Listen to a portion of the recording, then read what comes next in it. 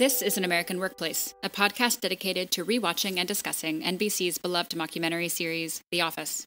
My name is Katie White, and joining me as always is my good friend and co-host, Chad Hopkins. Happy finale day, Chad. Happy finale day indeed, although me crying in my bedroom last night while doing prep did not look very happy, but... Sad finale day, Chad. Yeah. No, I'm really excited, and this is obviously a big episode in a lot of ways, so we just probably need to jump into things. A couple of very quick housekeeping things. Facebook message from Michelle, which was really, really lovely. Thank you, Michelle, for your message. And a new Apple podcast review from Lanny Manny. So thank you guys for reaching out and for your contact. We really appreciate it.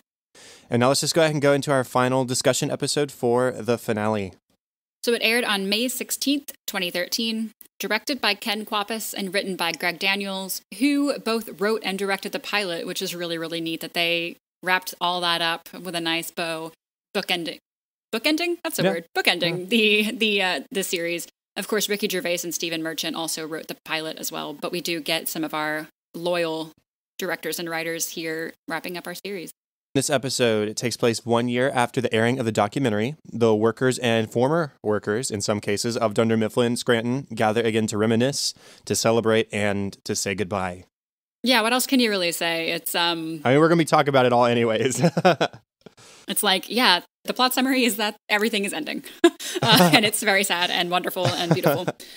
A couple of just developments on characters since we've last seen them. Dwight is a great place to start. We open on him in a fancy new sports car.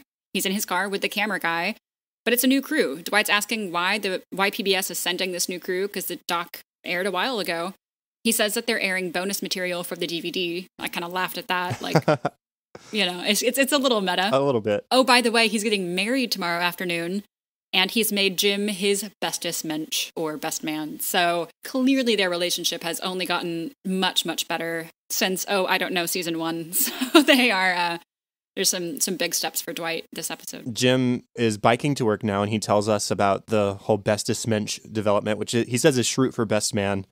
Mensch is human in German, I think. Bestish is just kind of a made-up word. He says, you know what? I've spent the last 12 years pranking Dwight, but tonight for the bachelor party, only good surprises. And he calls them Guten Pranken. And so we're going to get into those. Pam has finished her mural for the Irish Cultural Center that she got commissioned for several episodes back at this point. Oscar is running for state senate now against Robert Lipton. How wonderful for him. And he's kind of overtaken Daryl's old office. Makes me wonder if he's been promoted somehow. And something they don't ever really explicitly state, but I don't think Angela is actually working at Dunder Mifflin anymore. And there's a quote later in the episode from Dwight that sort of confirms this, I think. But instead of Angela working there, Oscar's gotten promoted. And we've got a couple new faces in the accounting department. Couple of new faces, not least of which because Kevin has been fired because of his Kelevin catastrophe. And there's a new accountant named Dakota. When she goes to Oscar, she asks him about this symbol on Kevin's old paperwork. We learn that is Kelevin, and that is the reason he was officially fired. Kevin used to tell Dwight, a mistake plus Kelevin gets you home by 7, but he was home by 4:45 that day. He needed, I guess, an official reason to fire Kevin, and did that as we saw at the beginning of the episode. Meredith looks great.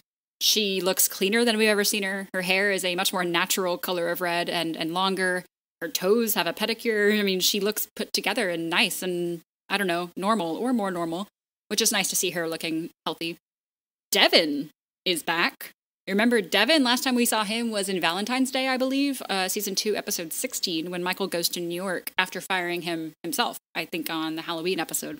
Dwight says he always liked Devin, and he was a good replacement after Creed faked his own death in the Baylor the day after the doc aired. So, bit of a turnover in Dunder Mifflin, but got some old faces as well as some new. This is the first we've heard from Devin since Valentine's Day, and the only way we heard from him then was via deleted scene. Michael was in New York and ran across Devin, like, living on the streets, and that's the last I remember hearing anything about him. So he is back. That's good for him. I'm glad his life situation is better now. Toby was also fired, along with Kevin, and in that same meeting, Dwight was handing out cakes, telling everybody what we were celebrating, what the cakes were for. And Stanley also retired. He did not quit. He retired. He says, "I've been dreaming of this day since I was 18 years old." So since he started working. And a man named Malcolm, a younger, thinner black guy, has been hired in his place. And Phyllis says, after 16 years, it's strange sitting across from somebody who isn't Stanley, but he'll get there. And we see her feeding him homemade fudge and him saying, I think I've gained a couple pounds since I got here. We learn later that Stanley did move to Florida. Florida Stanley all the time, every day. He's living in a place called Florida City, and all he does all day long is sit on his porch carving wooden birds. So good for him. Sounds very relaxing. Creed, as I mentioned, faked his death. After that happened, the police showed up to Dunder Mifflin, and it turns out, all this time, he was an undercover rock star. He was in the band Grassroots in the 60s. Extra meta, because that is Creed Bratton's real-life band, and his name is Creed Bratton. We've talked about this a little bit. Mm-hmm. And in the show, the police said that he sold drugs, trafficked endangered species meat, and stole weapons-grade LSD from the military during his time in that band. So he has faked his own death, I think, for that purpose, to escape the police.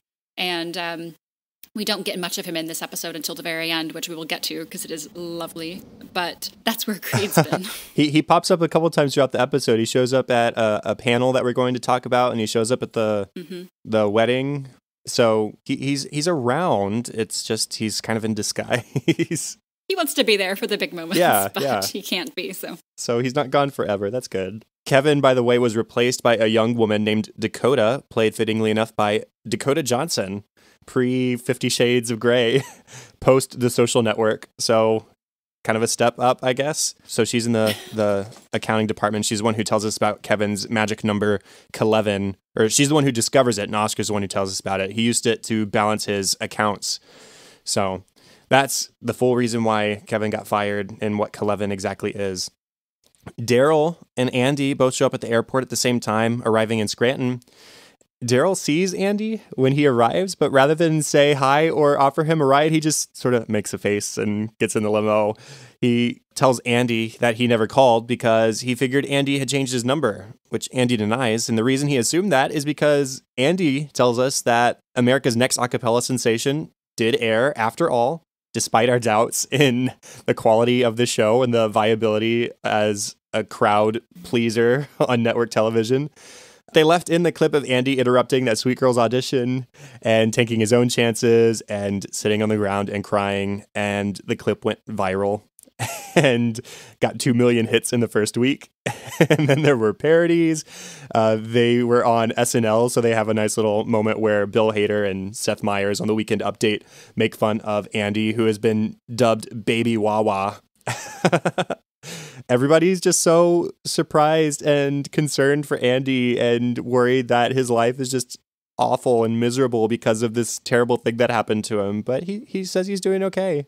Yeah, he says he's doing all right, and it seems like he is, but no one believes him because surely, I mean, the last time they saw Andy, he was only on a downward trend, and surely this is not helping because, you know what? He wanted fame, and he got it. Yeah. It was just not the fame he anticipated or wanted. And so he sort of had his fill, and so they thought, surely he's going to be a wreck. But he seems to be doing okay. He now kind of has his dream job. He's working for Cornell Admissions, and he got to speak the commencement address at a Cornell graduation. No one believes him that, A, that happened, and that, B, it wasn't a total disaster.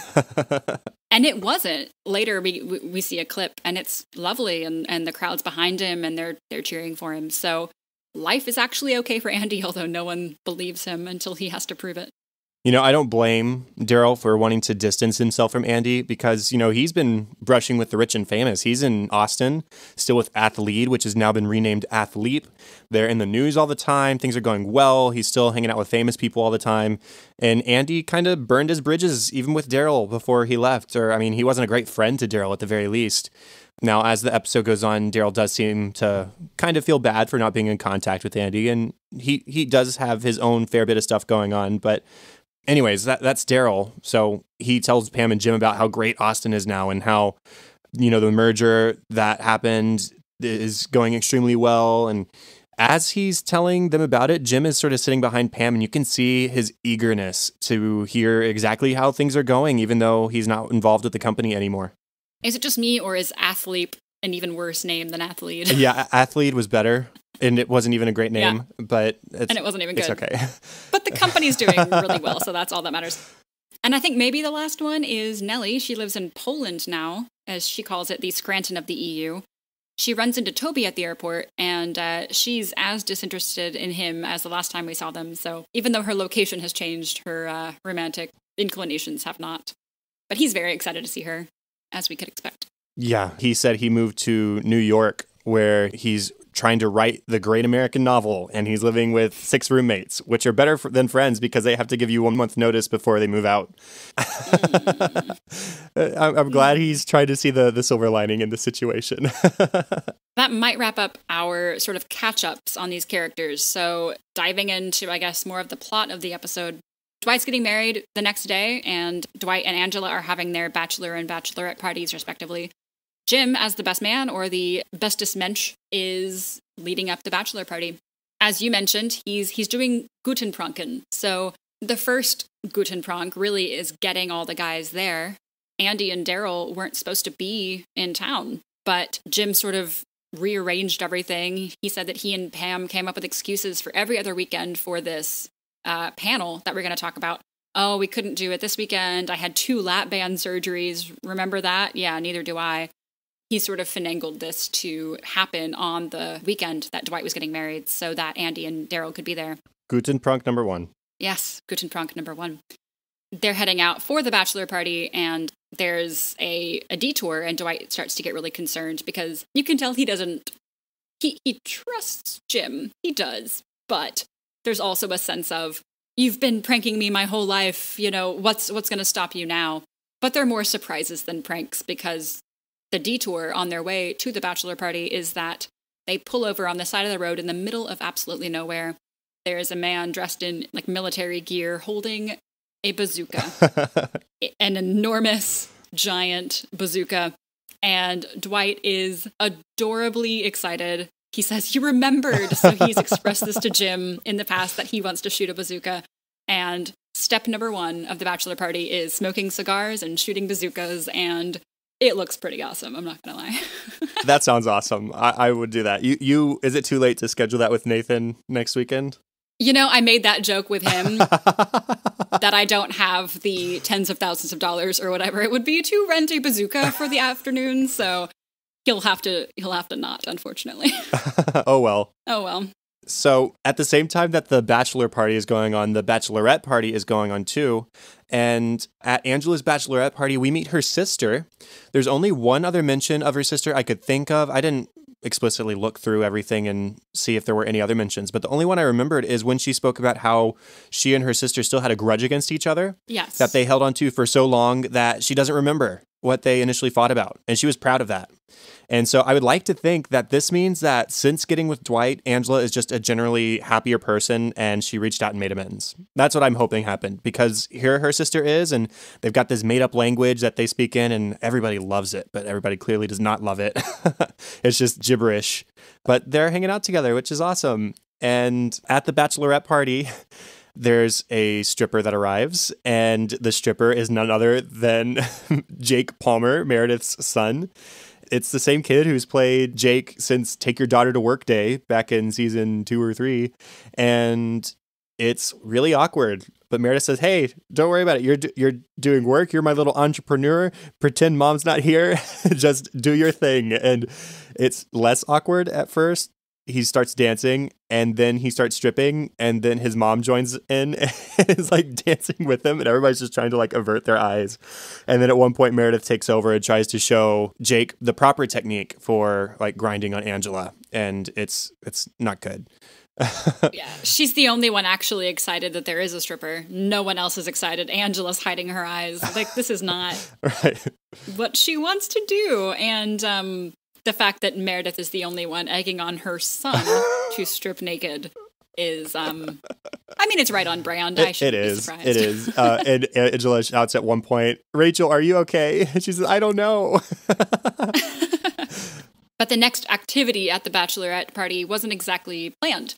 Angela goes to close the front door that's been left open, and a mysterious man it's Mose, grabs her and steals her from the house. It does not seem like the women knew that this was going to happen. Pam calls Jim. We don't hear her side of the conversation, but Jim seems to know that this was going to happen. He relays the info to Dwight that Angela has been stolen. She's been kidnapped. And Dwight knows exactly what this is about. He says, oh, great, Mose is getting into the spirit of the festivities. Fantastic. He just pulled off a Braut Entführung. Entfert? Okay, yes, I'm reading off of office quotes. Entfert? Yeah, it's ENTFU with the 2 dots, HRT, if I remember correctly. Entfert? HRT. Entfert, yeah. College German has been a while. Yeah, yeah. It's the ceremonial bridal kidnapping, which is another Schrute tradition. So basically what this means is Mose has to take the bride and hide her at a local pub. Dwight has to go find his bride, and once he finds her, he has to buy everyone there a drink. He's excited. All right, let's get looking. I need to find my bride. And so Jim says, well, how are you going to do this? The tradition is for the groom to search for her, right? So where would Mose hide her? Where is the last pub you would visit? Jim knows exactly where that is, and he tells the driver of the limo where to go. Now, Kevin, we mentioned, was fired. What he did was he bought a bar, and he now owns a bar and bartends. And of course, that is the last bar that Dwight, who fired him, would visit. So that is where Mose, smartly, has taken Angela. Turns out this was another Jim prank. This is Guten Prank number 3, because he thinks it's time for Dwight and Kevin to bury the hatchet, to make up, to become friends again. And they arrive, Mose and the family are there. It's Kevin's bar, which honestly, good for him for like buying this bar. Yeah. He's a business owner now, which is awesome. But Kevin kicks him out. He says, I don't want to see you. You know, you're the guy that fired me. But Jim insists that they talk, and he makes them work it out. We can discuss their conversation in the funny moments because it's pretty great. Right. But they do work it out and are friends by the end of the night. Guten Prank number 3. Yeah, that's so great of Jim. He says in a talking head while Kevin and Dwight are talking that he knew that Dwight missed Kevin. It wasn't a personal thing that Kevin got fired for. It was work-related reasons. And he had caught Dwight making Kevin out of a woolly willy.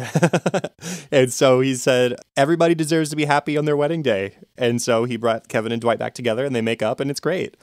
And also at the bar, just worth pointing out that Nate, Rolf, and Gabor all appear at the bar too. So they've either already made amends or Jim convinced them to come along so that they could after the events of Junior Salesman when Dwight didn't hire any of them. So those people are there. It's cool. Anything else to discuss before the panel? Nothing really to discuss. I was just going to say that there was a quote earlier in the episode, like really early in the episode. It was Dwight talking to Angela while they were doing yoga or whatever that was outside, Tai Chi maybe. He said, it just feels empty now that everybody's gone or now that everybody's not here. What Jim has been doing through all these Guten Pranks is bringing everybody back together. So Jim is doing awesome work, being a good friend, being a good bestish mensch for Dwight. And by the end of the night, everybody's ready for the wedding the next day, which is really cool. With the exception maybe of Angela being ready for the wedding, we should have mentioned that at the end of Guten Prank number 3, Dwight does find the bride, where he finds Mose, and Mose leads him to the bride. And the bride is in Mose's trunk of his car. And that's where he has left her for all night. And she is rightfully pissed. And her legs are numb. And she cannot walk. And she gets out of the car and just curses at Mose. Because that makes sense. It should be noted that her legs are not functioning because they've gone numb. So that will unfortunately be a lasting symptom for kind of the rest of the episode. Before we get to the next thing, there was one small thing that we skipped over. We could save it for funny moments, but since we're talking about bringing everybody together, there was one stop during the bachelor party where they stopped at a restaurant and they had a private room and they're waiting on the waitress for a long time before they're helped. And all of a sudden, the quote waitress does show up, but she's not a waitress. But only Dwight doesn't know that. It is Elizabeth the stripper from Ben Franklin. How wonderful of Jim to track her down and to give her some more work, I guess. And from Fun Run, too. She was. The nurse, the rabies nurse. Yeah, that's a good callback. I forgot about that. She's back for the third time doing favors for the office, and Dwight is just clueless. He just thinks that this is a waitress taking off her clothes and grinding on him instead of taking their order. And so he does not think she's a very good waitress at all. Being very bad at her job. She's not good. She needs to be fired immediately. The next thing is the next morning. This is before the wedding, obviously. Angela doesn't show up because it's also the wedding day, obviously, and so they can't see each other. So Dwight's there, Angela's not, and her legs are still numb from being in the trunk. And so Jim and Pam are talking about being nervous, and Stanley shows up from Florida. So really the whole gang is together now. And the crowd is pretty thin at first. Everybody looks out and they're like, oh, okay, I guess people really don't care if this is a thing. Andy says, you know what, this is probably my fault because of the internet backlash against me. People weren't kind. And so he goes to check to see if they should leave. And instead of the manager, he finds a huge crowd of people waiting to get in. And they greet Andy Bernard with, "It's Andy Bernard. It's the Nard Dog." And the whole crowd starts a chant of "Rid-it-dit-didoo." And Andy is just speechless and caught up in everything. This crowd is representative of us as fans of the show because, Andy's legacy from the show isn't Baby Wawa. That's for people who only saw the viral video. But the people who watched the documentary, the people who watched the show, we see Andy get from A to B to C. We know him incredibly well. We care for him despite some of his low points in this last season. So we and the audience here sees him the way Andy always wanted to see himself. And so that's a really great moment for him, really validating for him too, I think. When he steps out and sees this crowd and the first person shouts, "Look, it's Andy Bernard," he kind of hides his face because he's so used to being ridiculed and made fun of. Mm-hmm. And he sees this giant crowd of people pointing him out, and he's never been recognized on a wide scale in a positive light. It's only been negative. And so he's immediately trying to kind of hide his face. And then someone shouts "Rid-it-dit-didoo," and the chanting starts, and he's just so happy to finally, really since the day we met him, to be recognized on a wide scale and appreciated for who he is and what he did. And like, his parents never gave that to him. Mm-hmm. His coworkers really never gave that to him much. There was that brief span where he was a good manager, and then, everything broke loose. But he's finally feeling accepted and loved, and his smile is huge, and it's nice to see him happy after what was a rough year. Yeah, it's funny that he put in so much effort into trying to be somebody that could be famous, and that ended up being his downfall. Mm-hmm. And now here he is just being recognized for who he was along the way. Yep. It's really nice. So the panel starts, and people in the audience obsess over Jim and Pam the way so many fans did at the time, and so many fans still continue to obsess over them. Mm-hmm. There's lots of awkward questions about, how did you pay Jim back for leaving Athlete for you? And his response is, "She pays me back every day just by being my wife." And everybody's, "Aww." And it's so, somebody asks about the teapot letter, and Pam says, "I'd rather keep that more private. I'd rather keep some things private for ourselves after 9 years of having everything filmed."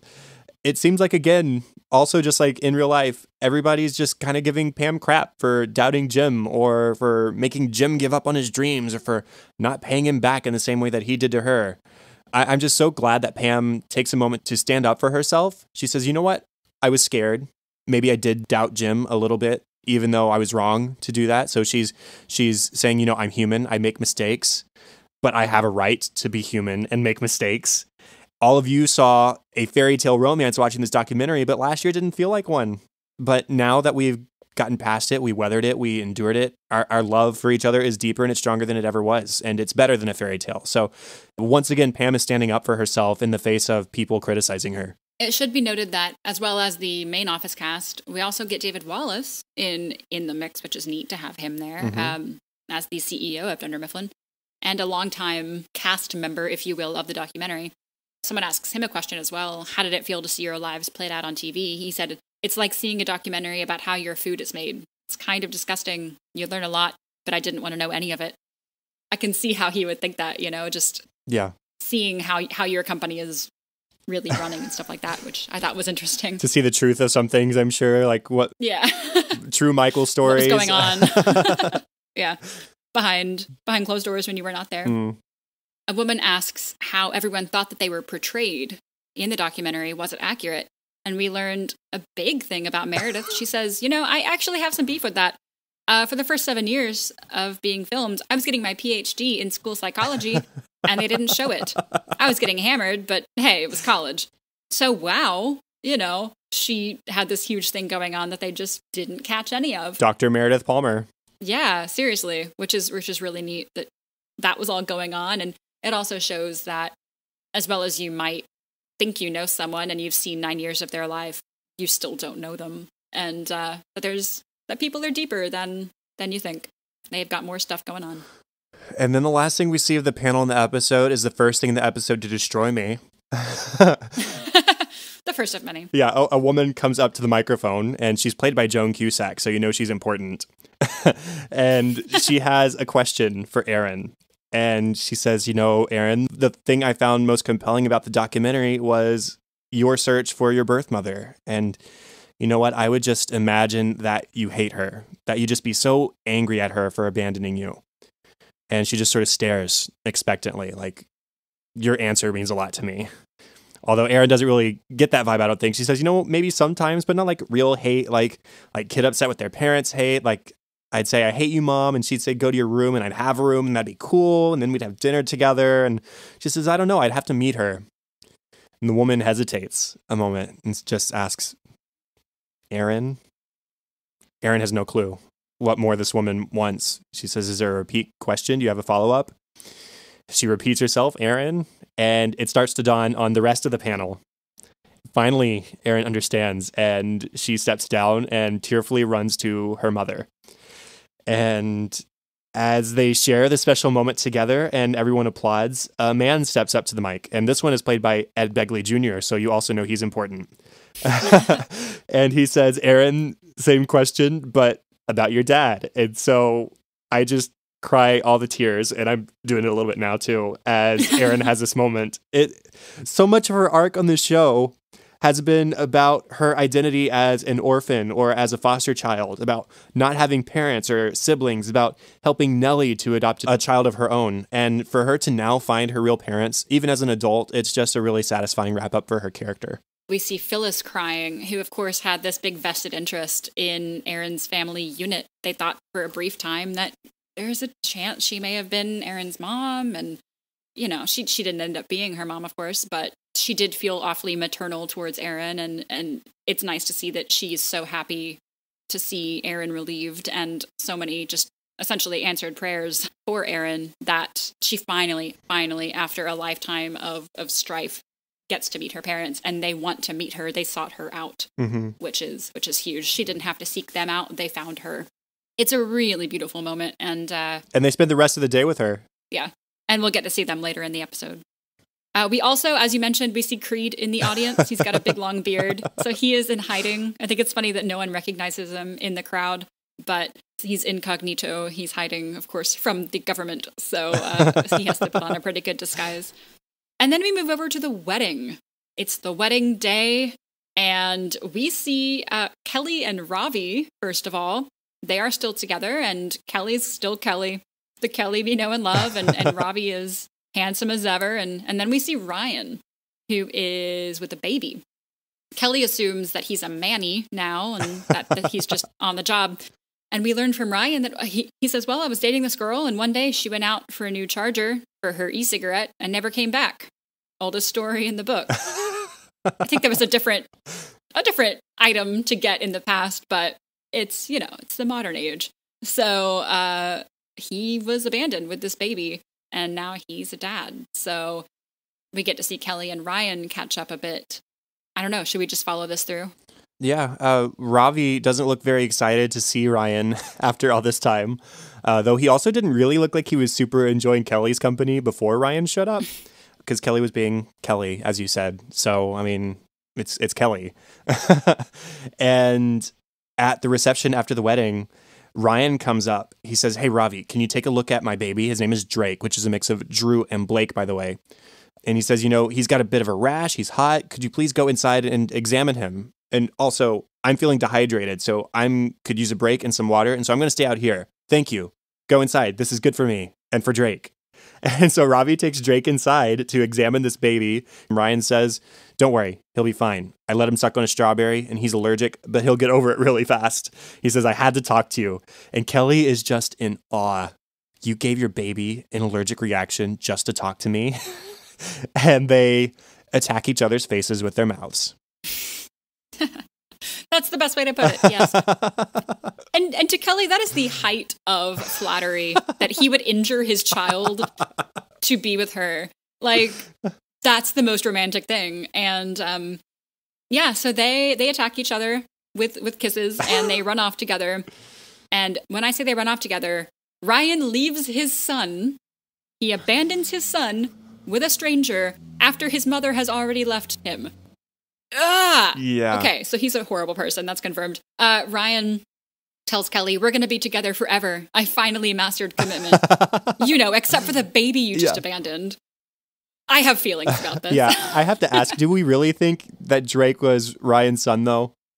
I didn't think twice about that. Yeah, I mean, I don't guess we have any real reason to doubt it. And if it was, it's funny that he was the one who got ditched by his girlfriend, considering the fact that Kelly had used fake pregnancy in the past to get Ryan to commit. And so it kind of turned against him here. And you know what? As awful as this scenario is, Ryan and Kelly were always going to end up together. Always. They deserve each other. Yeah, that's exactly the right way to put it. They deserve each other. This couldn't be any more them. And I'm happy for them, I guess. But honestly, I'm probably more happy for Ravi. It seems like this was his get out of jail free card. He comes back out with Drake and he asks where they are. And Kevin says, you know what? They ran off together and Kelly was hoping that you would keep Drake. Ravi just says, okay, that's enough. Here, have this baby, call child services, report an abandoned child. But Nellie, who has always wanted a child, steps up and says, hey, I will take Drake. And I don't know what the paperwork for that kind of thing is. I was just thinking what the legality here is. What anything like that is, especially, I don't think we even mentioned this earlier. Nellie has moved to Poland. So she... Yeah, I mentioned that. Oh, did you? Okay, good. So she's not even living in the States, but she's got a baby now. And I'm happy for her. Again, I guess it's just, okay, you're running off with somebody else's baby. I don't know if you have to file paperwork or do anything else, but I'm glad she's finally got the family that she wanted. She seems so happy to watch this baby and to raise it, hopefully forever, in her eyes. And she does, I guess, give herself some legal safety. She tells the camera crew, tell Ryan that if he wants his baby, we'll be somewhere in Europe, so he can come find us. But she has no plans of giving Drake back to his dad, who doesn't deserve a kid. No. Back to pre-wedding. Yes. Angela is still upset about last night. She's still ranting and raving, and she stumbles in her heels a little bit because her legs are still slightly numb, and she yells at Phyllis, you should have just locked the door when I asked you to. But then Angela's sister, Rachel, gives Angela a look, and Angela apologizes to Phyllis because, you know what, Phyllis, you did not know. And she says it doesn't really matter as long as I can get to the altar. And Phyllis says, oh, I'm going to get you to that altar. You can take that to the bank. Seeing how they have become friends is another arc to wrap up nicely. For a long time, they were probably even bigger rivals than Jim and Dwight in a lot of ways because of their time on the party planning committee and how Angela ruled it with an iron fist and how Phyllis blackmailed her during Angela's affair with Dwight while engaged to Andy. And now Phyllis is promising to get Angela to the altar to get married no matter what. And sure enough, she carries Angela down the aisle. It's great. It's a really nice wrap up for them. We get a deleted scene sort of on this, so I won't go much into it. But basically, Angela has grown up a lot. And I think a lot of that happened in season 9. She became much more well-rounded and whole and even-tempered. So her forgiving Phyllis for something that is not, Phyllis didn't know. And so don't blame her for it. I think is a huge stepping stone for Angela. The thing that is going to wreck us next is just... It's my takeaway pretty much from the whole episode. Very soberly, Jim approaches Dwight before the ceremony as Dwight's getting ready. He's getting dressed and Jim has tears in his eyes and he said, Dwight, focus. I don't know how to tell you this, but we have a problem. And Dwight says, what's going on? And Jim says, the minister told me that it's tradition for the bestest mensch to be older than the groom. Dwight is just totally taken aback. He says, I've never heard of this. This cannot be. And Jim says, I obviously have not heard of this rule, but I am significantly younger than you. So, and Dwight says, significant that's a big word. He's, well, either way, I'm definitely younger. But regardless, I can't be there for you. I cannot stand up there with you. I'm so sorry. And Dwight just, now his eyes are in tears. Jim, and Jim in tears says, I wish there was something I could do. And he looks off towards the door, and Dwight wants to know what he's looking at. So he turns, and who is standing there but Mr. Michael Gary Scott, all gray, and now I'm going to cry. Dang. He's come for the wedding, and he's come to be the stand-in bestest mensch. And Dwight says, Michael, I can't believe you came. And in true Michael form, he whispers through tears, that's what she said. And they hug it out, and it's so good to see him. It's so good. He's all older and gray and weathered, and it's the best. He's all grown up. His last line before leaving the show in season 7, Goodbye Michael, was, that's what she said. It was right after he took off his mic. He said, this is going to feel so good. And then he took it off and he mouthed, that's what she said. And so how fitting for him to come back and his first line to be, that's what she said. And, you know, for Michael to be 100% absent from the show since that episode, for him to make a sudden appearance just for Dwight's wedding speaks volumes about, one, how Michael has looked back on his friendship with Dwight since leaving, and two, the lengths that Jim went to make Dwight's wedding as special as it could possibly be. So those two things, I mean, we saw Michael and Dwight's relationship, their very rocky relationship through the course of the show. There were times where they were best buds, where they hung out. There were times where Michael just sort of put up with Dwight. There were times when Dwight tried to usurp Michael. I mean, there was all kinds of rocky relationships, and it ended on a high note, and now it even ends on a higher note here in his final episode in the wedding. It's one of those things he wouldn't miss, you know? Mm-hmm. He doesn't miss the weddings. He was at Jim and Pam's wedding. Of course, that was easier, being an employee of Dunder Mifflin, but when another Dunder Mifflin employee marries a Dunder Mifflin employee, you show up. And when it's Dwight, you show up. And he did big, huge Guten Prunk number 4, the ultimate Guten Prunk. Really, really, really, really A+ bit there. It's so good to have him back. Then we get the wedding. They're standing in their graves, as we spoke about true tradition being. Oscar is holding Philip, and we learn later that Oscar is Philip's godfather. So what a change in that relationship over the course of this season.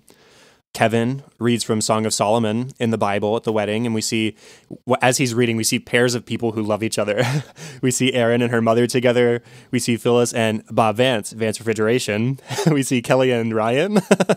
And we see Mose and Scarecrow, which is a funny reference to just a few episodes ago, moving on, when Aunt Shirley's response to Angela saying that her and Dwight are just friends that was what Mose said about that Scarecrow, and look what he did to that poor thing. And the Scarecrow's dressed in a nice dress, and Moses looks off lovingly at his Scarecrow bride. I don't know. Those are love eyes for sure. He has feelings about the Scarecrow. The ceremony concludes. Dwight and Angela are finally married, and they seem so happy, and Michael is standing up there with them, and they kiss while standing in their graves. And then they head over to the reception where Pam and Michael talk for a while. And Pam has a talking head where she says, Michael has so many pictures of his kids. He had to get 2 phones with 2 numbers, and he pays 2 bills. He's just so happy to have a family plan. Logistically makes no sense because you can, whatever, it's fine. But he doesn't know when he's willing to pay the 2 cell phone bills if that means he gets extra data to have baby pictures on. Yeah, I mean, Michael never had anything but a flip phone, I think, through the course of the show. So for him to have a smartphone now and have pictures, it makes sense that he wouldn't really know what he's doing. But it doesn't matter because he's got 2 phones full of pictures of his kids. We see just a few small things throughout the reception following the wedding. Dwight and Angela dance to Angela by Motley Crue, and he's just holding her in the air and swinging her around the dance floor. They're having a blast. Erin is dancing with her father. He asked, where did you learn to dance like that? And she says, I've always just been really good at dancing. And we see them doing the same dance moves without realizing. Toby is dancing with Pam and just sobbing. Pam asks, is it me? Is it Nellie? He sobs, it's everything. And just lays his head down on her shoulder and cries. And we get another moment that breaks me, not as much as like Michael, but it brings a few tears. Phyllis and Stanley are dancing together. They say they missed each other. And Phyllis has a talking head where she's holding back tears at first. She says, lots of people think that Stanley Hudson's a mean old grump, and then she really starts crying. Would a grump make this? And she holds up this little wooden figure, this carving of her with bird legs, because Stanley carves birds, but it's Phyllis very clearly, and it's wonderful. It's really nice. Here we have another relationship that started distant. Do you remember back in Conflict Resolution when Phyllis said, Stanley and I are close? And his response was, we sit close. And she was clearly disappointed because she thought they were friends and he didn't really think so. But now here Stanley has made her a gift without expecting anything in return.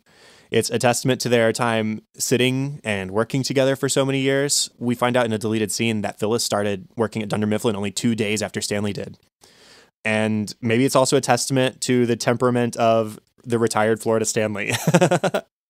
He's mellowed out. And he can big sweetheart. Can look back on things with positivity and remember kindly his time at Dunder Mifflin. One other talking head from Michael. Really his only second line and his last line in the show, I think. He says in a talking head, crying, I feel like all my kids grew up and then they married each other. It's every parent's dream. Not every parent's dream, no. But it must feel an awful lot like that for someone who saw his employees, saw his office as his family. That must be so cool to watch them all fall in love and get married. Yeah. Especially his key players, as it were. He's pretty emotional, and he's such a family-oriented guy, as we have talked about before, and so he loves love. And remember when Jim and Pam announced that they were engaged, and he just tackles Jim, right? And it's just he's everyone's biggest fan. Well, okay, not everyone, but he's he's such a big advocate for the couples in the office, and this has just got to be a great feeling for him. Yeah, he always looked at Dunder Mifflin through his 7 seasons as his best friends and family. He didn't have one at the time, but now he has one, but Dunder Mifflin's still family, and so it's really nice. The reception ends with us finding out that there is a after party. There's an after party that is taking place in the warehouse being thrown by the documentary crew. Daryl says he's going, and he says, hey, Toby, are you going? Toby says, you know what? I think we're going to turn in early. And Andy, Meredith, Pete, and Val, she was at the wedding too, all encourage Toby and say, hey, everybody's going. You have to go, Toby. And when he says he'll go, everyone cheers. It's really nice that Toby has a win here at the end of the wedding, to feel like he's wanted and that his presence there will be appreciated. And so that's the next step. But we do have a quick detour to take before we get to the after party. Jim and Pam stop home after the wedding, and they pull up to their house. And who steps out of their house but Carol Sills, Michael's old girlfriend and real estate agent. She apologizes to Pam. I'm so sorry. I'm so sorry. And Pam says, why are you still here? And Jim has no idea what's going on. It starts out as like, what's happening? And then it turns into, no, what's going on? Guys, talk to me. And Pam says, okay, so this past year has been really great. And you've been great. And I know you had this choice to make and you had to give up something for me, but I never wanted you to have to give up anything. So I thought if I could get us an offer, then there wouldn't be anything standing in the way. And I could come to you with this big Jim gesture and show you all at once just how much I love you and how much I really do believe in your future. Jim says, you were going to sell the house without me. Pam says, well, you bought the house without telling me, so I thought I could sell it without telling you. Jim is kind of smiling about this. He goes, oh, okay, all right, that makes sense. That's fair. Where would we go? And she says, well, Austin, I was thinking. Austin being where athlete is, or athlete, I should say. So this is Pam's big, huge Jim gesture, her stamp of approval on his future, on seeing Daryl and seeing how happy Daryl was, and on seeing how interested and how much Jim clearly missed that business. But he didn't talk about it because he made a promise, and he's going to keep that promise, and he's going to be there for his family. But Pam saw all of that, and she's now ready. The team isn't ready until everyone's ready, and now everyone's ready. So she is agreeing and deciding with Jim to move to Austin. So they will be relocating. And as we see at the after party, Jim tells Daryl something in a whisper, and Daryl accepts it with a what? And gives him a big hug. So he's psyched. It does sound like, yeah, he's going to be joining Athleap again and being a part of that team. And they're moving to Texas. Yay. Jim says, I promise you, you don't have to do this for me. And Pam's response is, I'm doing it for us. And I'm not trying to hate on Jim because we're past it and so are they. But the way Pam did this whole secret behind your back thing is so much better than what Jim did because she was considering the next step for Jim, not the next step for herself. It was a family-centered action. And when the couple that Carol was showing the house says they want to buy the house, Jim says, you want to do this? You really want to do this? And she says, I really want to do this. And obviously they're both excited because they know that this is a move and a choice that they're making together. They have learned this through their experiences over the last year. Jim and Pam are making decisions together now, and they're making a big step, and it's awesome for them.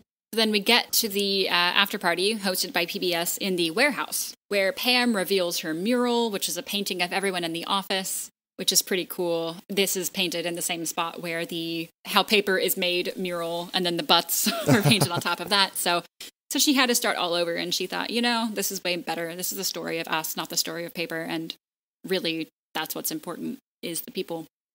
And there's a Pam talking head where she says, I didn't watch the whole documentary. After a few episodes, it was too painful. I kept wanting to scream at Pam. It took me so long to do so many important things. It's just hard to accept that I spent so many years being less happy than I could have been. Jim was 5 feet from my desk, and it took me 4 years to get to him.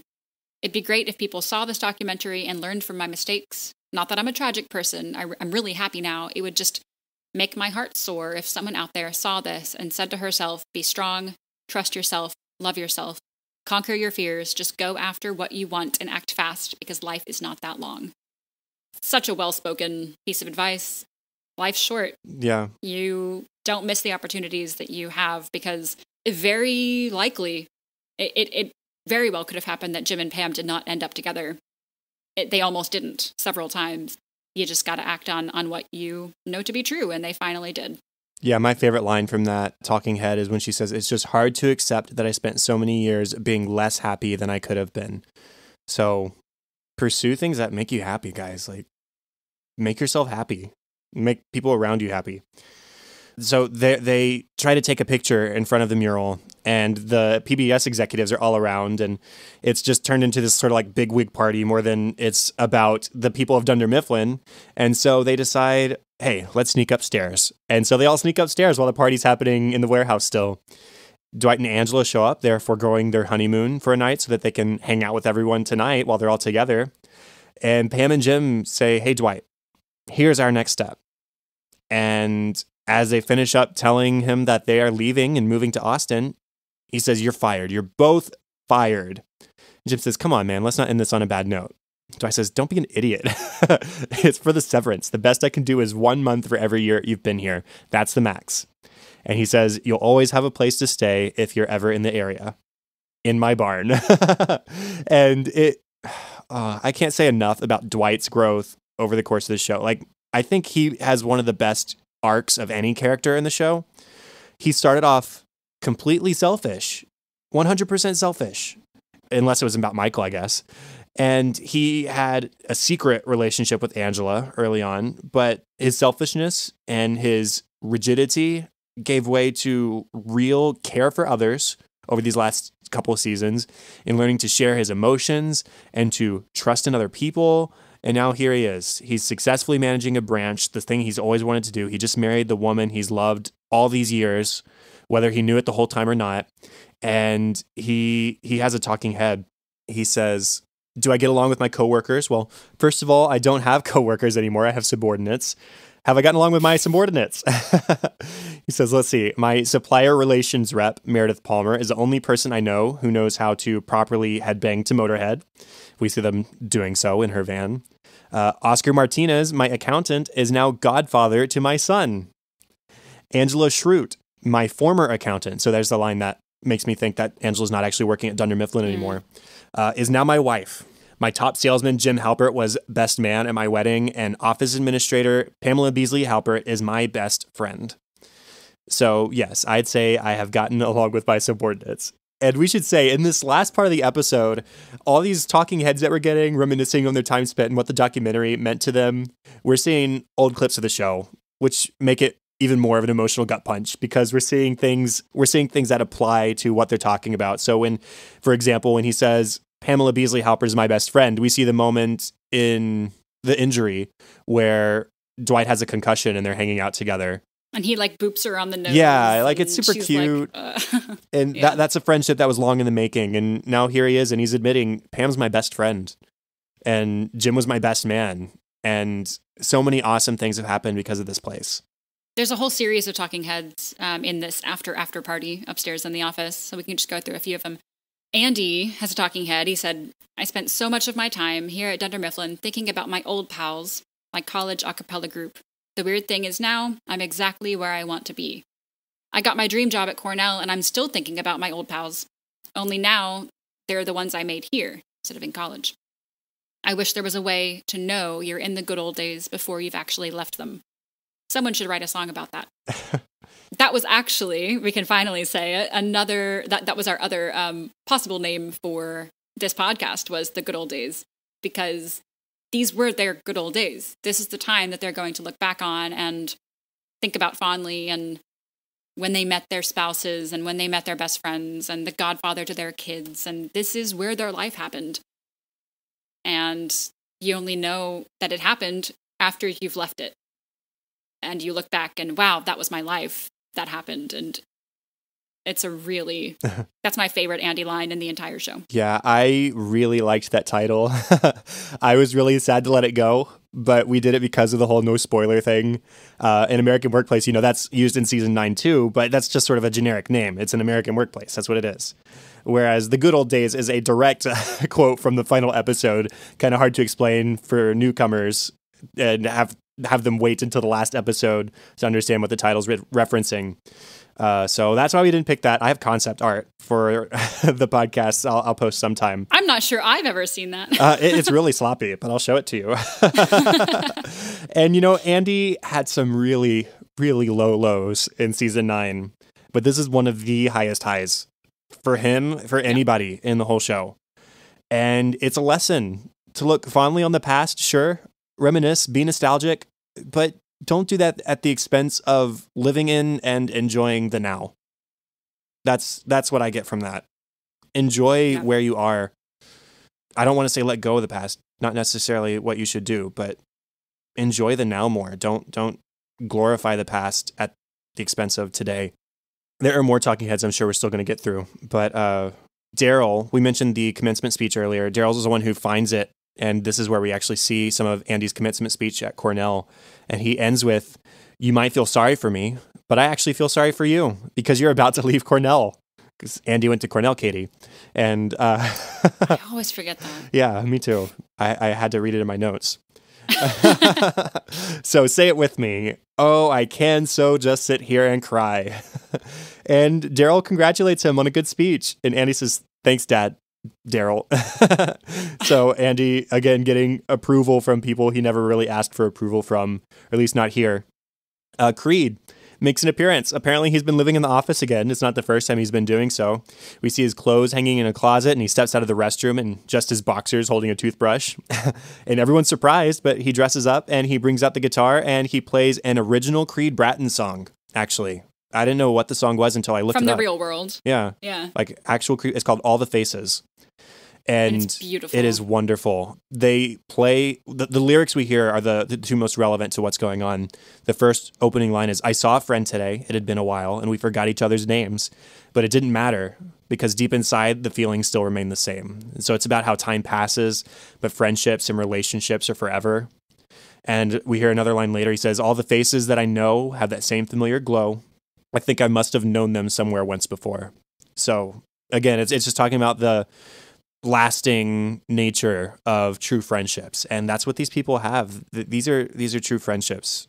And then Creed has a talking head following his song, which is the most soberly and level-headed we've ever heard Creed speak. He says, "You know, it all seems so very arbitrary. I applied for a job at this company because they were hiring. I took a desk at the back because it was empty. But no matter how you get there or where you end up, human beings have this miraculous gift to make that place home. Now let's do this." And we see cops taking him by the arms and leading him out of the office because they have found him. Yeah, I would imagine Dwight called. Honestly, Yes. I would. You know, I love you, man, but you got to go to jail now. So Creed is now probably heading to prison. But he seems at peace with that. It's been a good run. It's been a good run. And I this has always held such a special place in my heart. Like that song at the end. Mhm. And it's not unlike at all what we saw Andy sing just a few episodes ago as he was leaving. Mm-hmm. Everyone's gathered around. They're all leaning on their partners and on their spouses and hanging around with their friends, just listening to Creed play, knowing that he will very well go to jail here very soon, but enjoying each other all together for the last time. Jim has a couple of talking heads. The first, he says, "Imagine going back and watching a tape of your life. You could see yourself change and make mistakes and grow up. You could watch yourself fall in love, watch yourself become a husband, become a father. You guys gave that to me, and that's an amazing gift." And he has another one where he says, "I sold paper at this company for 12 years. My job was to speak to clients on the phone about quantities and types of copy or paper. Even if I didn't love every minute of it, everything I have, I owe to this job. This stupid, wonderful, boring, amazing job." And this talking head is so great because it is a mirror of his first talking head ever in the pilot episode. Again, it's about being thankful for what you have in the moment because you never know what opportunities will be thrown your way or how things will affect your life until you get somewhere down the line and you look back on it. You've got to look at everything as an opportunity, whether it's an opportunity for love or growth or reflection or whatever else. And for them to have this snapshot into their lives for a decade is really just an amazing gift to look back and truly be thankful for what this job and what the people around them have given them. And this is actually a mentality that I try to apply to my life. And I think about this talking head actually all the time, not to get personal, but like my life hasn't gone exactly where I thought it would go. But the things I did and the people I met along the way, I studied music in college. I'm not doing music now, but if I didn't study music in college, I wouldn't be marrying my husband-to-be a week from today. Mm-hmm. You know? Things like that. Your life will go different directions than you plan, but it's gonna be okay. You're gonna meet the people you need to meet, and you're gonna have the experiences you need to have to make you who you're gonna be. And I'm not crying. It's fine. It's a talking head that applies to all of us. And your stupid, wonderful, boring, amazing job will teach you things, and it will introduce you to people you need in your life. And there's good in everything. We get a few more small talking heads I just want to highlight. Aaron asks, "How did you do it? How did you capture what it was really like, how we felt, and how we made each other laugh, and how we got through the day? How did you do it?" And then she goes, turn for comedy, and says, "Also, how do cameras work?" Daryl says, "Every day when I came into work, all I wanted to do was leave. So why in the world does it feel so hard to leave right now?" Phyllis says, "I'm happy that this was all filmed so I can remember everyone and what we did. I worked for a paper company all these years, and I never wrote anything down." And Pam has one more talking head. Do you want to take this one? Sure. So Pam has our final talking head, and it's actually the last line, the last bit of the episode of the series. Pam says, "I thought it was weird when you picked us to make a documentary. But all in all, I think an ordinary paper company like Dunder Mifflin was a great subject for a documentary. There's a lot of beauty in ordinary things. Isn't that kind of the point?" They're on the way out of the office as she's saying this, and she passes by the drawing that she did of the office that's hanging up by what used to be Michael's office. He put it up there, and she passes by, and then she comes back and grabs it and takes it because she's leaving, and it's the most personal thing that she has from her time, the most personal, like, physical thing I think that she has from her time in the office, and it just means so much, and the people who share the space with that drawing, and it's a big symbol, I think, for her character, and so she takes it with her probably to Austin. Yeah, I don't know if it was until this time watching this episode that I made the full connection of the history of that painting, because that was the first piece of art she ever sold. Mm-hmm. And when she unveiled the mural of them, the history of this last decade of their lives in the warehouse earlier, she dedicated it to Jim, who was the first person to encourage her to pursue her art. And all the way back in business school, this painting was her first one sold to Mr. Michael Scott. And he said he was proud of her. And it broke me again. I mean, I was already crying through all this stuff, but that hit me again hard. And I have that painting hanging in my room right over there. It's just going to be a reminder for me of all this stuff and all this beauty. There's a lot of beauty in ordinary things. Isn't that kind of the point? And I think to Michael in that episode saying, that is our building and we sell paper. And as simple as that is, he was so proud of that little bit of fact. And it's so great. And I have final thoughts on the show, but I kind of want to save it for after funny moments, because otherwise it'll be like really deep. And then all of a sudden it'll be really funny. And so I'll save it for our goodbyes. Yeah. Let's do it after deleted scenes. Yeah. Let's go through some funny moments real quick, as quick as we can, maybe. There's a fair bit. The cold open, Dwight says, today marks several important milestones. Of course, this is what you referred to earlier, but we'll go a bit more in depth. Today marks several important milestones. He's pulling out 3 cakes. He says, Stanley, as you know, is retiring. Stanley, I've been looking forward to this day since I was 18 years old. Meredith calls for a speech, and Dwight just says, no. And our next thickly frosted cake is for Kevin. And Kevin's excited. He says, yes, I get a cake. Why? And he says, go ahead and read the frosting. And Dwight has a piping bag and is just writing on the cake as he's handing it to him. And it says, get out. Kevin says, get out? What does that mean? Dwight says, well, it's a colloquial way of saying you're fired, Kevin, which you are. Harsh. Pam says, Dwight, you can't do that. And Dwight says, well, the cake is spoken, Pam. Sorry. If anyone here can make a case for Kevin staying, go for it. And everyone's like, well, you know, Dwight, like, and Dwight corrects or rephrases. He says, based on his merit, can you think of a reason for him staying? And everyone just says, oh, yeah, no. And Kevin speaks up for himself. He says, I'm good. Okay. Pam says, well, you know what? Toby will stop it, because anytime anyone has been fired, Toby's blocked it. So Dwight says, oh, hold on. Actually, Toby, here's your cake. And he just squirts frosting on top. Like he doesn't even want to write out, get out. He says, bye, Toby. Bye.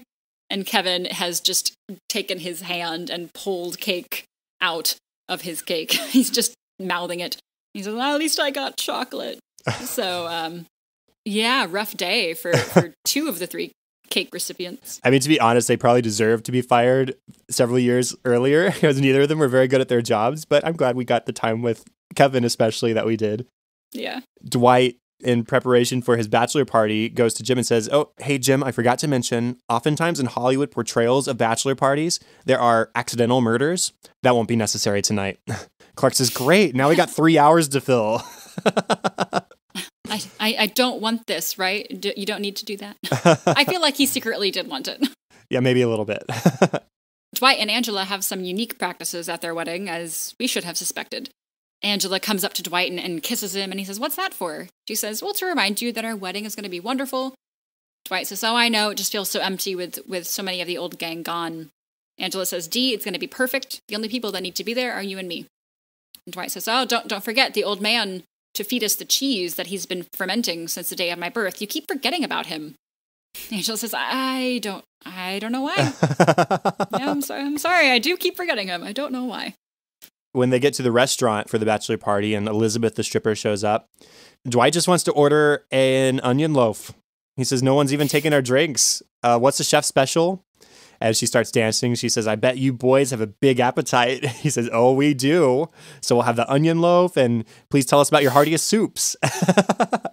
She's just not getting it. She is not. And she tries to shush him and puts a finger over his lips. And he says, oh, what are you giving me a taste of the chef special? And he's, no, tastes like cigarettes. That won't work. That's no good. And Clark just stares at the camera like, how can someone be so ignorant of what's happening right now? And then when we cut back later, she's down to just her underwear now, and he's still trying to order. And Clark just says, Dwight, for the last time, she's not a waitress. He says, you're telling me. Oscar says, if you want her to leave, just tip her. He says, what for? We haven't even gotten bread yet. She's horrible. At the wedding, after saying I do, Dwight says, ladies and gentlemen, thank you so much for coming. Now, please take your hay bales to the reception. They'll be used for seating. Complimentary hay hooks have been placed along the aisles. Just stab them on in there. And we see everyone struggling to carry these big, huge, heavy hay bales. People are falling over. Hay bales are falling over. It's a disaster. When they get to Kevin's bar, Dwight says to Jim first, you did this as a prank. My own bestish mensch. Jim says, nope, not a prank. I think it's time for you to bury the hatchet. Dwight says, waste of a good hatchet. Then we cut to Dwight and Kevin talking, and Dwight says, it was nothing personal. It's just that you were terrible at your job. Kevin says, you're just saying that to make me feel better. Dwight says, no, really, you were terrible at math and organization, time management, personal hygiene. Your internet searches were so filthy, we had to throw out your computer. Kevin says, is that all it was? Dwight, that's it. He says, come here. And they hug across the bar, and their faces are smushed together. And Dwight says, I missed you, Kevin. Kevin says, I missed you. And it's just this sweet, tender moment of Kevin holding Dwight close to his face across a bar. And it's wonderful. Speaking of Kevin, while Creed is playing his song, everyone's emotional, but Kevin is especially emotional, and he's just crying big tears. And he says, Oscar, I think I'm gay. Oscar says, why do you say that? What makes you think that? And Kevin says, well, it's just that I'm so emotional. Oscar says, yeah, but you're not gay.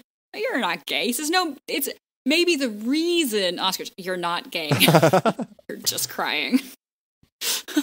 When they are walking down the aisle, Phyllis literally carrying Angela on her back. An acoustic version, or like a bluegrass version, of Guns N' Roses' Sweet Child of Mine is playing. So that's wonderful. Yeah. And completely unrelated, but just another small one. At the panel, Pam is talking about her relationship with Jim. She says, then it got deeper and it got stronger, and now it's better than a fairy tale. It's like a long book that you never want to end. And you're fine with that because you just never, ever want to leave it. The woman who asked the question says, like Harry Potter. Pam says, yeah, like Harry Potter. That's exactly just like Harry Potter. The analogy I'm trying to make. Thank you for connecting those for me. The darkness and the death, a lot like that. The witchcraft. Marriage things. Oscar says that the office kind of expected him to go to the bachelorette party with the girls instead of to the bachelor party. He says, really, such a cliche. I am a man, so I'm going to the bachelor party with the boys. I just have to remember how I acted before I came out. We just cut to Oscar in the limo going, what's up? Just extra bro-y. And then when we get to the restaurant, I had never caught this before, but he calls somebody brosif on their way in. He's just like trying to be a dude. Oh, it's really great. Andy is telling us about his viral video. He says, after my clip blew up, I actually got a call from the Double Rainbow guy and the fat Star Wars kid. Turns out they have a support group. Not really my scene. Dakota, the new accountant, meets Creed on their way into the wedding, but she doesn't meet Creed. She meets Jeff Bimondo, who sells ceramic tile out of Newark. Nice to meet you. He says, yeah, my wife's name is Catherine. I can show you my social security card if it helps. So he is prepared, and he is convincing people that he is Jeff. When they first get to the panel and it's pretty empty, they think nobody cares. Andy says, I mentioned this earlier, he says, I'm sorry, guys, this is probably on me. I got hated on pretty hard when that auto-tune went viral. So we're treated to the auto-tune video of him at the America's Next Acapella Sensation audition, and it's fantastic. And then we see Kevin in his bar playing it on the bar TV, and he tells us that people actually dance to this. It's on my jukebox. But none of the money goes to Andy. And it cuts back to the panel, and Kevin's just chuckling and says, yeah, people hate you. He's aware. At the wedding, the minister is explaining their traditions. He says, as it is traditional to the Schrutes, the lovers are standing in their own graves as a reminder that this is the only escape from what they're about to do. And Nellie, who's sitting next to Aaron's mom, says, see, I get what they're trying to do, but why are the graves so shallow? And it's true. They're like 2 feet deep. It would barely cover the person. Yeah. It's fairly disturbing. At the office, Andy asks Daryl if it was him he saw getting into a limo at the airport. And Daryl says, nah, it must have been another devilishly debonair individual. And then when they're climbing into the limo for the bachelor party, Daryl says, whoa, haven't been in one of these in forever. Just trying to cover up, continue the fantasy that, no, I'm not rich. I'm not riding in limos all the time. Pete is asked a question at the panel. How did it feel seeing your lives played out on TV? But having not been in the documentary for very much of it, no one actually recognizes him. He doesn't have fans. But all his friends call him Plop now, so thanks, PBS, for that. And thanks, Andy, too. Yeah, seriously. The quote that we get about the K11 from Oscar, he apparently told Dwight, a mistake plus K11 gets you home by 7. And Oscar says he was home by 4:45 that day. And then when they get to the bar for the bachelor party, Dwight turns around and finds Kevin, and Kevin goes, well. That's 6 wells. Did I get that number right, Dwight? No, you didn't, but still. He says, Dwight says, I heard you bought a bar, Kevin. He says, I did. This one. Thank you for clearing that up. Yes, we knew. At the panel, someone asks, do you feel that your life feels pointless now that nobody's actually filming you anymore? It's kind of an odd question. Like, no, life still has meaning. But Toby disagrees. He just, yes. Like, without hesitation, just, yes. Yeah. That's me. Yes, it does. Thank you for asking. But it might have felt pointless before, so I'm not convinced. At the wedding, people are showing up, and Kevin asks, where's the basket for gifts? And he's holding a cat. And we see behind him a few more people are bringing cats as gifts, too. So there's a basket just for the cat gifts for Angela for the wedding. So she's building up the collection again. It's like a again. Horrible receptacle. Yeah. To hold cats. Well, I mean, I guess the whole point is that they're going to be wandering the farm anyways, but who knows? I guess. Get them used to it. Yeah. Towards the end, when they're all sitting around reminiscing, they're sort of doing remember whens. Phyllis says, hey, Jim, remember when you did Flonkerton at the Office Olympics? That was awesome. Jim says, oh, thanks, Phil. Creed says, I still have my medal from that. Angela is... She slips back into some of her more judgmental tendencies. She says, do you even have a mattress? You live here. No, but I have my medal from that. He's proud of it, too. He's just still strumming away. Kevin has a talking head. He says, if there is one thing that I've learned through this whole experience is that if you film anybody long enough, they're going to do something stupid. It's only human natural. Oh, my goodness, Kevin. If you film Kevin for 2 minutes, that's all it takes. When Toby and Nellie run into each other at the airport, he, as I said, was very happy to see her, and she is very distant. And she asks, how did you know that my plane just arrived? And have you been stalking me? And he says, no, my plane just got in from New York. He asks if she is still with a boyfriend, I guess. He names him. And she says, no, and I thought I unfriended you. And he says, well, anyone can follow a Twitter feed. Oh, good. So, yes, you are kind of stalking her. You can always block someone from your Twitter feed. You sure can. I feel like that's about to happen. Earlier in the episode, Stanley says, you know, I'm living in Florida, a little place called Florida City. The man who delivered my divorce papers came by fan boat, which was kind of fun. And later at the after party in the warehouse, Phyllis tries to grab a mug that reads The Office, an American Workplace. But the PBS person standing there says, oh, no, those are for PBS executives only. And Stanley holds up a tote bag with his face on it. His face. He says, I had to pledge $50 to my local PBS station just to get this. Okay, them's the breaks, I guess. You're famous, but not famous enough. My last one, at the start of the episode, Pam says, hey, Meredith looks good. Now that she's wearing sports bras, we don't see her boobs as much. So that's definitely a plus. That's helpful. Now we do get a billion deleted scenes here, so let's get started on those. Meredith has a talking head. She says that she was in a dog fight this summer, and she thought, you know, we should not be eating these things, meaning animals. So I went vegan. One thing led to another, and now I'm in these yoga pants. Well, maybe it shouldn't be a dog fight. What a place to make that realization. Clark tells us that after the documentary, a lot of boys did Jim's pranks on their sisters. So Jim had to go speak at some schools and say, hey, don't be a slacker like me. And he says, but the one he really pities is Andy. But it's all blown over now. There's over 400 documentary and reality shows a year. I can't remember which housewife of where I hate for what anymore. So yeah, maybe Andy doesn't have it all that bad, but still. Nate is apparently now the elevator operator and crams everyone into the elevator rather than letting them take separate trips or the stairs, claiming that it will save energy, which leads me to believe that Dwight must still own the building. When people try to exit, he just brutally shoves them in, and he's wearing this old-timey like operator outfit with that cap and the jacket, and he's taking his job very seriously. I tried to count, and I think it's 14-ish people. It's extremely tight. It's too many. Kevin has a talking head, and he says, numbers don't always add up. Who cares? Why they had about 3 of us working there full time to add up numbers? About 3 of us. I'll never know. That's why I invented Keleven. But sometimes the numbers didn't even add up with Keleven. Then you use GOP. Yesterday, I told a guy he owed me $4.90 GOP. He just looked at me. I felt sad for him. There's a little mini plot line here that got cut.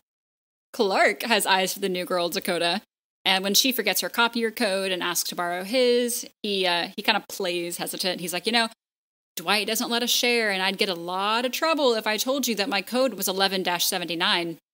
And he's pretty pleased with himself when and she's like, oh, got it, thanks. And he's pretty smitten. And then later at the after party, Dakota is stuck talking to this guy that she does not seem interested in talking to. And she looks over at Clark and rolls her eyes at him and like kind of smiles. And then a couple of PBS execs come up and talk to Clark, and they say, you know what, you seem better than this job. They tell him that the American Workplace series is doing a couple of new documentaries this year, one at an oil rig and one at a modeling agency. Does he have any interest in becoming a unit producer? Which sounds awesome, but he declines because he's in the right place for right now. And he's looking at Dakota as he says that, which is some nice, of course that hasn't happened yet in the plot of the episode, but it's some nice foreshadowing to some of these talking heads about the beauty and the ordinary and finding where you are. But that still sounds like a nice job. It does. And it was at a modeling agency, too. There would be plenty of other women there. But seriously. In the moment. At the bachelorette party, Phyllis asks, okay, Kevin, Toby, Stanley, boink, marry, or kill, which I kind of hate that word a lot, but still. And everybody's confused, so she has to explain the rules. You have to pick which one you do which to. Aaron says, I would kill Kevin. Angela says, I would kill Toby. And everyone else suddenly agrees. And even Aaron changes her mind. Rachel says, I don't know who any of these people are. And Nellie speaks up and says, trust me, you would kill Toby. And between Kevin and Stanley, for the other two, they all sort of struggle to decide who they'd boink and they'd marry. Pam says, this is too hard. And Nellie speaks up and says, I would boink Kevin and then I would kill myself. Not funny necessarily, but ouch. Not really. Angela then speaks up and says, you know what, everybody, I think I'm getting cold feet. And all the women are like, yeah, we get it. It's normal to have cold feet the night before a wedding to Dwight. Meredith says, you know what? I called it. Angela says, no, I mean, my feet are literally cold. I'm a small person with poor circulation. God. So she's offended. And Rachel says, okay, is someone going to get her a blanket? Meredith goes off to get one. And Rachel says something to Angela in their made up language, probably snarky about how everyone just sort of turned against Dwight for a second. Yeah. There's the Kevin talking head. He says, well, after the doc aired, people wanted to buy me a drink. It kind of became a thing, but I don't drink that much, so I ended up with a $16,000 credit. It was cheaper to make me a partner of the bar. And I doubled the business, so... Oh, for non-accountants, that means I timesed it by 2. Thank you for that definition. Thank you. I was unclear. But hey, smart and free way to own a business. Yeah, I guess so. Pretty sweet. We get several more questions from the panel. An attractive man has a question for Oscar. He says, I think we all want to know if you're still single. And he smiles. And there's some small whoops and cheers. And Oscar very eagerly says, yes, I am. And the guy says, good, because my friend here really likes you. And it's like this elderly man with long hair and a receding hairline and a mustache. And he waves. Oscar just sort of half-heartedly waves and doesn't say anything else. He's clearly disappointed that it's not the guy who actually asked the question. Then there's a woman who asks Daryl if he's dating anyone in Austin right now. And he replies that, well, Of course, he's got a name drop. He says, well, I've actually got a pretty good wingman, Dr. J. We're actually going to the NBA Finals next month. Oh, but as far as dating, no, I'm keeping my options open. Just gotta throw that in there. A woman asks Stanley if he's still eating pretzels, and then the camera turns, and Stanley has fallen asleep in his chair. Pete says, hey, should I wake him? Phil says, no, you shouldn't. Bad idea. Bad call. A man asks how being in the documentary changed their behavior. Andy says that it's really nice to be in this room where he's remembered for all sides of him, which of course we saw in the episode with the chanting. It's just all the moments over the years, the good and the bad. And then apparently there was one guy who got into that panel because he wanted to jeer at Andy for the baby Wawa stuff. And as Andy is sort of spilling his heart here, this guy says, uh-oh, baby's gonna cry. And then the audience all just turns and shushes this guy and like reprimands him. And they all turn and focus back on Andy, which is so cool that they all just sort of sided with him. And there's a Daryl talking head. He says, a lot of crowds wouldn't have shushed. Good old PBS. Too bad they get 1/1,000,000th of the ratings of the internet. But, True. But hey, for a documentary about a paper company, awesome turnout on that panel. So we get some wedding toasts. Rachel clinks her glass and gives her maid of honor speech in their made-up language because everybody loves that, and everybody clearly does not. Aaron's dad takes out his hearing aid to check to see if it's broken. Dwight just looks really confused. Kevin tells Oscar, I didn't know Angela was from Canada. Now, I actually understand some of the language. A little bit. She says at the beginning, so I don't understand all of it. She says, Angela, my sister, is the best person that I know, and I know a lot of people. At least I think that's what she says. Oh, I'm going to have to rewatch and see if I can decipher better. So I think it's based on this is embarrassing, based on this secret language called like Abu Dhabi, I think. I was about to mention that. Yeah. Babik Abba Labatabalabav. But, yeah, wasn't it from Zoom on like I think so. KERA or something? Which is funny, full circle, because the friend that got me into the office also taught me that language. So that's awesome. That's how I know that. And it sounds a lot like that. So I got parts of it, but not all of it. That's awesome. Phyllis makes a toast, which is highly inappropriate, and I don't even want to talk about it. She says that she knew that Dwight and Angela were a thing before anybody else. She says, well, it's because I walked in on them having sex, and they acted all mad. But I think they really liked it. And if I'm being honest, I guess I liked it too. And Bob Vance laughs, but no one else does. And she says, Dwight doesn't have any hair on his back at all. This isn't apple juice, huh? Okay, cheers. Vance Refrigeration, by the way. Sorry, yes, Bob Vance, who is Vance Refrigeration. Andy has a fantastic one right here. He stands and he clinks his glass. And at first you're like, oh, come on, Andy. You don't have to add to it. And Rachel turns to Angela and says, it's that crying jerk from the internet. This is going to be a train wreck. And she pulls out her phone to film. Andy says, hey, everyone, my name is Andy Bernard, and I'd like to make a toast. Pretty sure whatever comes out of my mouth will not be the most embarrassing moment of my life. I'm going to give a short speech, and I'll do my best to keep it in English. And everyone's laughing, and Rachel gives him this nasty look. And Phil says, you can do it, Andy. He says, thank you, Phyllis. I've known the bride and groom for many years, and there was even a brief moment where Angela and I were kind of a thing. But as I look at you today, what is so obvious is that there was never anyone else in the world for Angela Martin other than Dwight Schrute.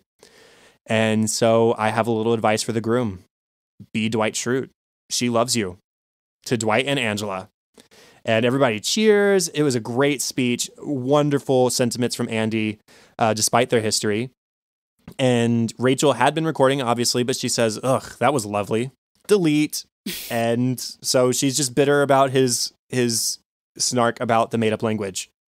Aaron's parents explained to Aaron why she was put up for adoption. This is huge. It also explains a lot as to why Aaron is the way she is, because they are also some odd people. They alternate here, so I'll just sort of string their text together. They say, It was a crazy time in our lives. We're puppeteers, and back then we were at the top of our game. We got a call from the Dark Crystal, the bleakest of all the magical alien puppet fantasy films. We were through the Looking Glass. We were speeding all the time. We had carpal tunnel. Back then it was just called the Claw. And we didn't know, we're operating the puppets or are the puppets operating us? In truth, it was a little bit of both. And well, we just didn't think it was safe for us to bring a baby into a world that gave us nightmares. But Aaron, it was the biggest mistake of our lives. Can you ever forgive us? And Erin just slams her head down on the table on her arm and lifts up her hand like a puppet. I think it's sort of like a coping mechanism because she can't just ask them directly, but she says, so there was nothing wrong with me, through her puppet hand. And her parents are, oh, Erin, no, there was nothing wrong with you. And then her mom reaches over and corrects her puppeteering technique. Just tuck your thumb in, love. And then Erin tells them that she loves them and they hug. And it's really nice. It is really nice, but it's also really weird. It's so weird. I'm not upset that it's not in the episode. No, it makes I'm just sense. fine with what we get. Yeah. At the after party, Daryl is talking to Val. He says, I have a nice place in Austin. I could totally put you up. And she says, I'd like that. And as she takes a sip of wine and looks away, he kind of makes a face like, no, I wouldn't like that. I was just trying to say things. Like, Austin's really far away. I didn't expect you to take me up on that offer. It's sort of a Joe Bennett, like... Yeah, that offer to Michael. Yeah. I always have a couch to sleep on or whatever. Great, I bought a ticket. No.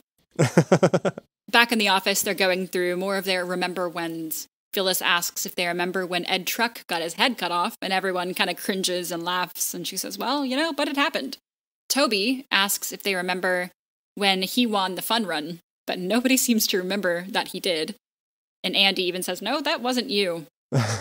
Erin changes the subject from that. She says, oh, but there was Florida. Oh, I loved Florida.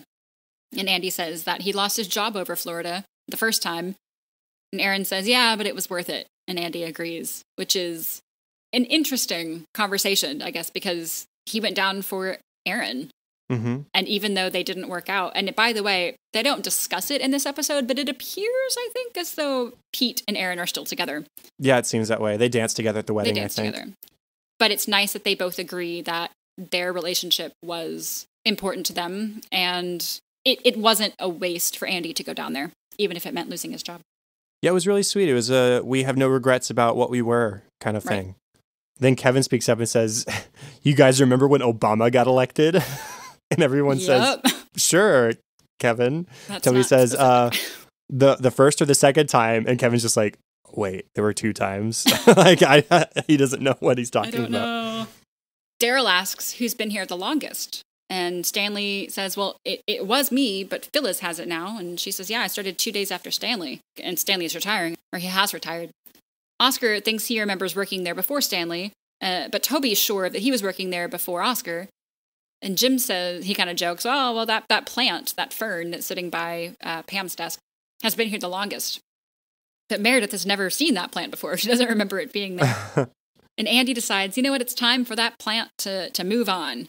And I have to say, when I was watching this, at first it was like, where's this going? This is odd. I don't get it. And it's a little odd, but they all decide, yeah, let's get this plant some sunlight once and for all. And so they march the plant outside in the parking lot at the entrance. There's a little grassy patch, and they dig a hole and they plant it there. Dwight, of course, critiques their planting skills, and they all start chanting, office plant, which is super weird until the very last deleted scene is one last shot of the office plant and its new home at the entrance to the building. And taking in sun for the first time. Right. Just moving on, and new homes, new lives. Toby has a talking head. He says, I learned something watching the documentary, just trying to make an honest living, doing your best, trying to find love and maybe something to smile about. That's heroic, That's why in my latest Chad Flenderman novel, Chad's just a day-to-day office worker like the rest of us. Until a mysterious letter arrives. Dun, dun, dun. His mystery novels sound like the least interesting things ever. I wonder if there's some fan fiction out there. Somebody's written some. Oh, that would be so great. There's an Angela talking head. She says, 10 years ago, a doctor told me that the muscles in my cheeks had atrophied from lack of smiling. So I had exercises to do at bedtime. During this talking head, we're getting flashbacks of Angela in the early seasons. And she really nailed the no smiling face. We get a lot less of that in later seasons, but she's just so severe. Yeah, very severe. She said, well, the exercises helped some. But now I'm smiling all the time and I don't even notice. And she says, so yeah, I think I'm less of a total B now. She says the word, which is, again, sort of a stretch for her. She would have never cursed in the past, but she's a little bit looser and more fun now. So she can curse now if she wants to. That's a talking head I wish they had left in, minus that last line. Yeah. Like, I think that would have been a really good talking head, a good self-reflection moment for Angela. I'm smiling all the time and I don't even notice. Yeah. Yeah. Clark has a talking head. He says, yeah, it's hard not to get emotional when everybody around you is getting very emotional. But somehow I've managed to do it. I feel great. I had a ton of meatballs at the warehouse party. Just ate a lot of meatballs. So he's immune to all the nostalgia and the feel-goods. Pete, however, is not so much. He's talking head. And our last deleted scene we haven't covered, he says, I always knew looking back on the tears would make me laugh, but I never knew that looking back on the laughs would make me cry. Unknown. It's my yearbook quote. But it's nice. I hadn't heard that before, and it's very, very applicable, especially in the last quarter of this finale episode, of just the all of the nostalgia and all of the good old days talk. It's very applicable. It was nice to hear something from Pete too, because I think we only got like 2 lines from him in the whole episode anyways. So for him to have a nice little moment. Okay, well, that's all of our deleted scenes. I guess we can go ahead and talk about what the next step is for us, because yes, this is our last episode discussion, but it is not our last thing we're recording for the podcast. We still have some bonus things to catch up on, the stuff we normally do, a couple things to finish up for our Patreon subscribers. So this is our last one for now. It is the last official episode. There will not be an episode 109, but we will be recording a few more things after Katie gets married next weekend and goes on her honeymoon, and she's back and settled in at home. And so we'll have a few more things for you to look forward to. And that's when we'll cover some voicemails. So if you still want to leave us some voicemails, you can do that and you'll still get featured on the show. And so I thought we could take a moment to just offer up some final thoughts on the show, if you had any. I don't have any written down, but I know how much this show means to so many people. We've even gotten messages from various people about how this show in particular pulled them out of a dark time or helped them grow up or, just sort of formed a lot of people into who they are. And as it did run 9 seasons, for a lot of people, I think our age and even a little bit older than us, it was during some pretty formative years of their lives. It's one of the great shows in modern American history. It's definitely revered as such, and it's not everyone's cup of tea. I know that. I know people love The Office or they hate The Office, but sentimentality aside, which is hard to do, the show opened up a broad sort of channel of TV. TV took a big turn, I think, after The Office aired and after it concluded, and of course the Greg Daniels, Michael Schur, worlds definitely took off after this as well, and they have long, successful careers. But sentimentally, this show, I count this as the best finale, possibly, that I've seen on television in its beauty. It's a beautiful wrap up. They try to touch on everyone. They tie up so many loose ends. And they give us a great sense of finality and kind of peace in their world. Like, of course, we'll miss it, but they send you off with the feeling that everyone's going to be okay. Yeah. What do you think? I watch a lot of TV shows, and there are a lot of TV shows that I like a whole lot. But I've always looked at The Office as something unique. A lot of people do. And I've talked about how I came to the show late. Not until, several seasons were on Netflix did I start watching. And since then, it's still easily the show that I've watched the most. And it's not the comedy that makes me come back again and again.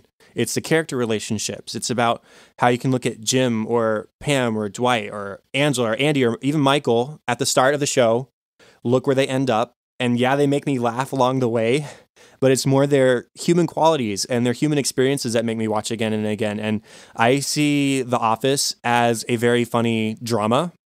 And I'm not saying there aren't other shows out there that might be a bit similar, but to me, there will never be a show like it, or at least not one that affects me in the same way. And, I just spent 2 years, 125 hours of my life talking about this show. And you know what? I'll probably watch it again in full next year and the year after that and on and on and on. And, aside from just the content of the show, The Office has given me community with so many people I wouldn't have interacted with otherwise. The fan communities, our incredible audience. We've got 1 million downloads. That's insane. And that's just downloads. That's not even listens. Yeah. Like, they don't count listens. They only count downloads. So that's crazy. That kind of struck me the other day. Mm-hmm. And there are just so few communities out there as passionate as fans of The Office. And, it's also my time spent doing this with you. Mm-hmm. We were friends before, but the extent of our friendship at the time was occasional tweets at each other. Yeah. And it would be like about Hamilton or about coffee. And yes, about The Office sometimes. And I checked. July 9th, 2017 was when I asked you about doing this crazy podcast thing. And here we are 2 years later and 100 plus episodes, 1 million plus downloads later.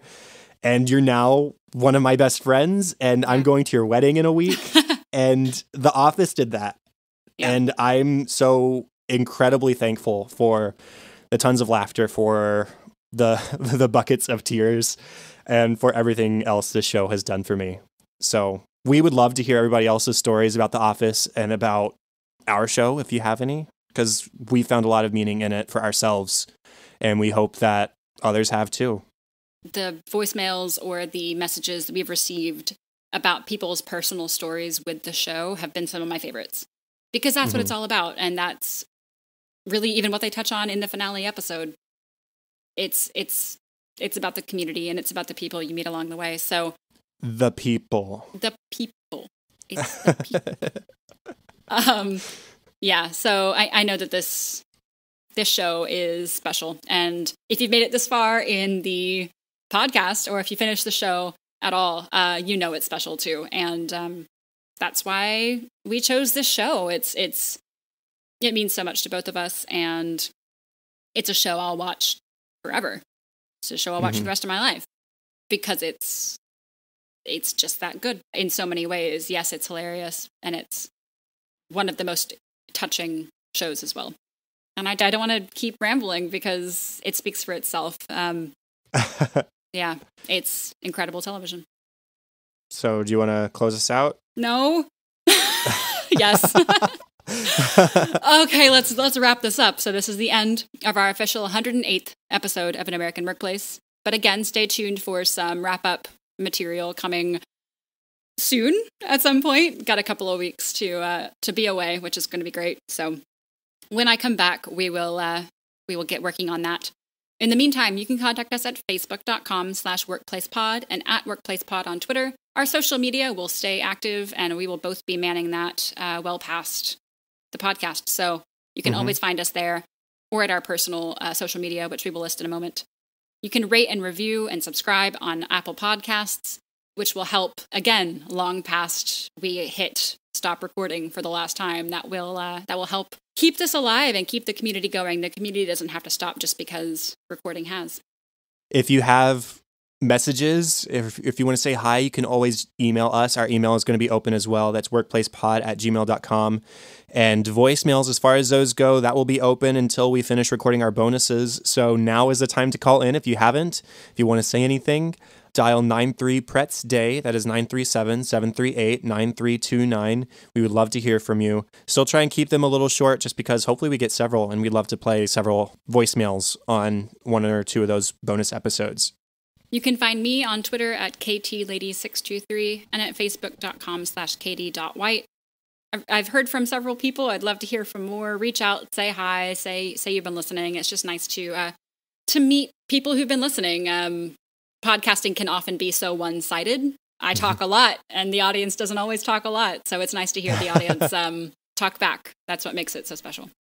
And the best place for me is at Chadadada on Twitter as well. CHADADADA, Facebook.com/Chad.Hopkins. Those are the places you can find me. My other podcast, Cinescope, you can find where podcasts can be found and at thecinescopepodcast.com.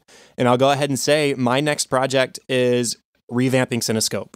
So very soon you're going to be seeing hopefully lots more episodes of Cinescope. I'm excited to return to it now that we're wrapping up this show. And I would really love it. I would really love it if a lot of our listeners from this show went back to Cinescope and listened to me talk about more things that I'm passionate about. So it's a really great podcast. I've listened to a lot of it, and I vouch for it. Go listen. Go to Chad's podcast. Thank you. And Katie's been on an episode too. We talked about Forrest Gump. We did Forrest Gump, which was our first podcast together. We did that just before starting this one. So if you want to hear a very inexperienced Katie do her very first podcast, go there. It's embarrassing. Well, that's all the more reason for you to come back on the show and talk about a movie again. Who knows? As someone who has been doing this for 2 years now. Yeah. Yeah, you're a pro. I wouldn't say that. Show notes, contact information, everything that we've just got over can be found at our website, which will also stay up, which is workplacepodcast.com. And that's all for now, I guess. Thank you for joining us to watch one of our favorite shows, The Office, here on episode 108 of An American Workplace. We'll chat with you all soon. Reach out, say hi. Thank you, thank you, thank you for being with us on this journey. It's been incredible. We've said it before, and I'll say it again. This is not at all the really what I thought it was going to be in any aspect, including our amazing audience. So just thank you. This has been a huge part of our lives for 2 years now, and it was a lot of work as well. So it's been really nice to get the feedback and to hear the audience talk. Just thank you for being a part of our community. Yes, thank you. See you next time. Goodbye.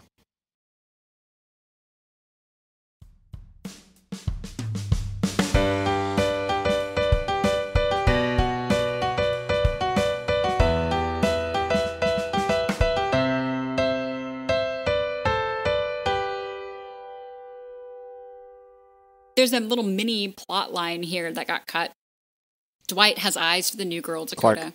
Not Dwight, Clark, Katie. That would be a big plot twist. That would be a saved it for the last episode. Wedding time. That's why we... No. What am I trying to say? I don't know what I'm trying to say.